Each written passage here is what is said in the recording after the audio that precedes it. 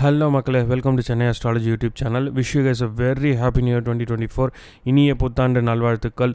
இந்த வீடியோவில் கடக லக்னத்துக்கு 2024 எப்படி இருக்க போகுதுன்னு தான் பார்க்க போகிறோம்.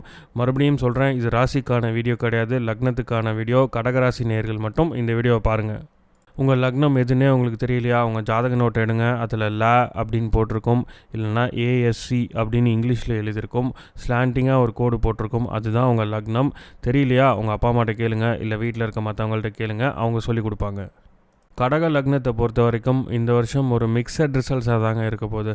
ஸ்பீட் பிரேக்கர் மாதிரி ஏறி இறங்கி மேலே கீழே போயிட்டு தான் வரும். ஒரு ரோலர் கோஸ்டர் மாதிரி. தன்னம்பிக்கையே இருக்காது உங்களுக்கு இந்த வருஷம். எந்த ஒரு காரியமாக இருந்தாலும் அதை முன்னெடுத்து நீங்களாக பண்ண மாட்டீங்க. பின்னாடியிலேருந்து யாராவது உங்களுக்கு ஸ்டிக் வச்சு குத்திக்கிட்டே இருக்கணும். உங்கள் வீட்டில் கடக லக்னத்தில் ஒரு குழந்தை இருக்குது அப்படின்னா, ஸ்கூல் படிச்சிட்ருக்காங்க அப்படின்னா, பேரண்ட்ஸ் வந்துட்டு அவங்க பின்னாடியே ஓடணும் இந்த வருஷம். இல்லைனா படிக்கவே மாட்டாங்க. பின்னாடியே ஸ்டிக் எடுத்துகிட்டு ஓடிக்கிட்டே இருக்கணும். அவங்க ஒழுங்காக ஸ்கூலுக்கு போகிறாங்களா, படிக்கிறாங்களா, எங்கே எதை பண்ணிகிட்ருக்காங்க அப்படின்னு வாட்ச் பண்ணிகிட்டே இருக்கணும். இல்லைனா அவங்க டிமிக்கி கொடுத்துருவாங்க. Lack of self confidence, lack of effort, சொந்த முயற்சி, தன்னம்பிக்கை, இந்த ரெண்டுமே இந்த வருஷம் உங்களுக்கு இருக்காது. ஸோ அப்போ எப்படி இருக்கும் இந்த வருஷம்? ஸ்லோவாக தாங்க போவோம். பின்னாடி யாராவது உங்களை குச்சி வச்சு குத்திக்கிட்டே இருக்கணும். அப்போ தான் உங்கள் வேலையை நீங்கள் செய்வீங்க. வேலையில் இருக்கீங்க அப்படின்னா உங்கள் டீம் லீடு இல்லை உங்கள் மேனேஜர், உங்கள் பாஸ் உங்கள் பின்னாடியே உங்களை தொங்கிக்கிட்டே இருக்கணும். என்னப்பா இந்த வேலையை முடிச்சிட்டியா, எப்போ முடிப்ப அப்படின்னு கேட்டுக்கிட்டே இருந்தால் தான் அந்த வேலையை பண்ணுவீங்க. இல்லைனா நீங்கள் பாட்டு ஹாயாக அப்படியே வந்துட்டு அப்படியே டீ பிரேக் போகிறது, இல்லை கூட வேலை செய்கிறவங்களோட சேர்ந்து சுற்றிட்டு இருக்கிறது, அப்படியே வீட்டுக்கு கிளம்பி போயிடுறது, இந்த மாதிரி விஷயம்லாம் பண்ணுவீங்க. ஆன்மீகத்தில் அதிகமாக ஈடுபடுவீங்க. ஆன்மீக சுற்றுலா செல்கிறதுக்கு நிறையா வாய்ப்பு இருக்குது. திருப்பதி இல்லைனா நார்த் இந்தியா கூட நீங்கள் பிளான் பண்ணலாம். ரிஷிகேஷ், கேதார்நாத், பத்ரிநாத் இல்லை காசிக்கு போகணும் அப்படின்னாலும் நீங்கள் தாராளமாக போயிட்டு வரலாம். ஏன்னா ஆன்மீகத்துக்கு மேலே உங்களுக்கு அப்படி ஒரு நாட்டம் இந்த வருஷம். கண்டிப்பாக நீங்களே யோசிச்சு பாருங்கள், நான் சொல்கிறது எவ்வளோ உண்மை அப்படின்றது தெரியும். குழந்தை இல்லாதவங்க இந்த வருஷம் ட்ரை பண்ணிங்க அப்படின்னா உங்களுக்கு கண்டிப்பாக குழந்தை பாக்கியம் உண்டு. பல வருஷமாக ட்ரை பண்ணுறீங்க, குழந்தையே இல்லை, ஏதாவது ட்ரீட்மெண்ட் போகலாமான்னு யோசிக்கிறீங்க, இல்லை ஆல்ரெடி ட்ரீட்மெண்ட்டில் இருக்கீங்க, ஒர்க் அவுட் ஆகலை, ஐவிஎஃப் போகலாமா அப்படின்னு யோசிக்கிறீங்க அப்படின்னா தாராளமாக போங்க.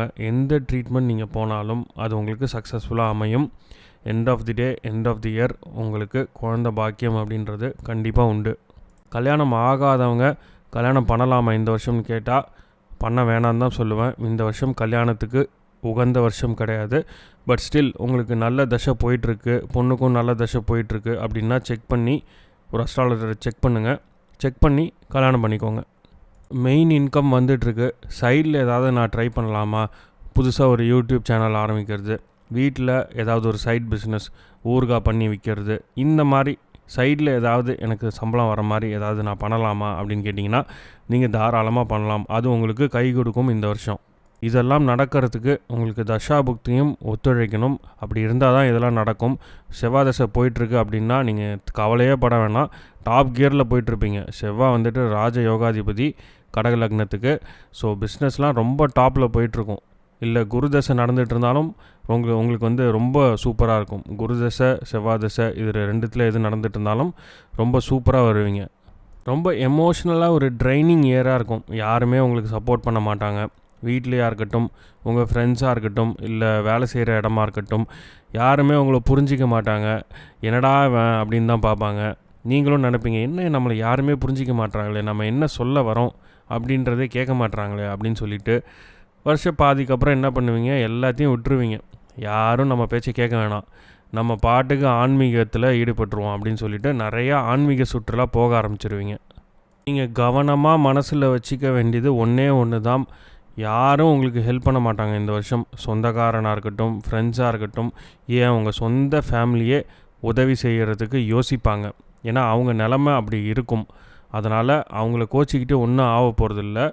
நீங்கள் தான் இறங்கி உங்களுக்கு தேவையானதை பண்ணணும். வேலையாக இருக்கட்டும், தொழிலாக இருக்கட்டும், ஒரு சின்ன கடன் வேணும்னா கூட யாருமே ஹெல்ப் பண்ண மாட்டாங்க. நீங்கள் தான் பேங்க் ஏறி இறங்கி உங்களுக்கு தேவையான லோனை வாங்கிக்கணும். வேலையாக இருக்கட்டும், யாருமே உங்கள் ஃப்ரெண்ட்ஸ் யாருமே ஹெல்ப் பண்ண மாட்டாங்க. வேலை வேணும்னா கூட நீங்கள் தான் ஆஃபீஸாக படி ஏறி இறங்கி ஆன்லைனில் அப்ளை பண்ணி உங்களுக்கு தேவையான வேலையை நீங்கள் வாங்கிக்கணும். ரொம்ப ஸ்லோவாக தாங்க இருக்கும் இந்த வருஷம் உங்களுக்கு. அப்படியே அதிரி புதிரி ஆரம்பமே அப்படியே வந்துட்டு கல்யாணம் நடக்கிறது, வீட்டில் ஃபங்க்ஷன் நடக்கிறது, கடன் வாங்கி வீடை கட்டுறது, பரபரன்னுலாம் இயங்க மாட்டீங்க. ஸ்லோவாக தான் இருக்கும். ஸ்லோவாக அப்படியே போகும். அதை நீங்கள் வந்து ஜீரணிச்சிக்கிட்டு ஏற்றுக்கோங்க. அண்டு வேலையில் இருக்கவங்க ரொம்ப கவனமாக இருக்கணும். உங்கள் கூட இருக்கவங்களே உங்களுக்கு குழியை பறிச்சிருவாங்க. பக்கத்து சீட்டுக்காரன், பின்னாடி உட்காந்துருக்கவன், உங்கள் டீம்மேட்ஸு, எவங்கிட்டையும் எந்த அவதூறும் பேசாதீங்க. உங்கள் பாஸ் மேனேஜரை பற்றி தப்பாக பேசாதீங்க. இந்த சிரித்து பேசுகிறது, கமெண்ட் அடிக்கிறது, இதெல்லாம் எதுவுமே வச்சுக்காதீங்க. ஏன்னா உங்கள் வேலைக்கே ஆப்பு வைக்கிற நிலைமைக்கு வந்துடும். ஸோ இதெல்லாம் பண்ணாதீங்க. ஆஃபீஸ் போகிறீங்கன்னா உங்கள் வேலையை மட்டும் பார்த்துட்டு நீட்டாக வீட்டுக்கு வந்துடுங்க. அதுதான் உங்களுக்கு இந்த வருஷம் ஒரு உயர்வை கொடுக்கும். டாக்டிக்ஸை ஃபாலோ பண்ணுங்கள். உங்களை பற்றி யாராவது ஒருத்தன் மேனேஜர்கிட்ட போட்டு கொடுக்குறான்னா அவனை பேக்கெண்ட்லேயே எப்படி டீல் பண்ண முடியும் அப்படின்னு பாருங்கள். பேக்கெண்ட்லேயே, அதாவது பேக்கெண்ட்னா உங்கள் புத்தியை யூஸ் பண்ணி எப்படி அதை அணுகலாம் அப்படின்றத பாருங்கள். கோவப்படாதீங்கன்னு சொல்ல வரேன். எடுத்தோடனே கோவப்படுறது, சகட்டு மேனிக்கு பேசுகிறது எல்லாரையும், இதெல்லாம் வச்சுக்காதீங்க. டாக்டிக்ஸ், அதாவது ஸ்ட்ராட்டஜி, அதை யூஸ் பண்ணி வேலை செய்கிற இடத்துல உங்களுக்கு தேவையானதை அச்சீவ் பண்ணிக்கோங்க.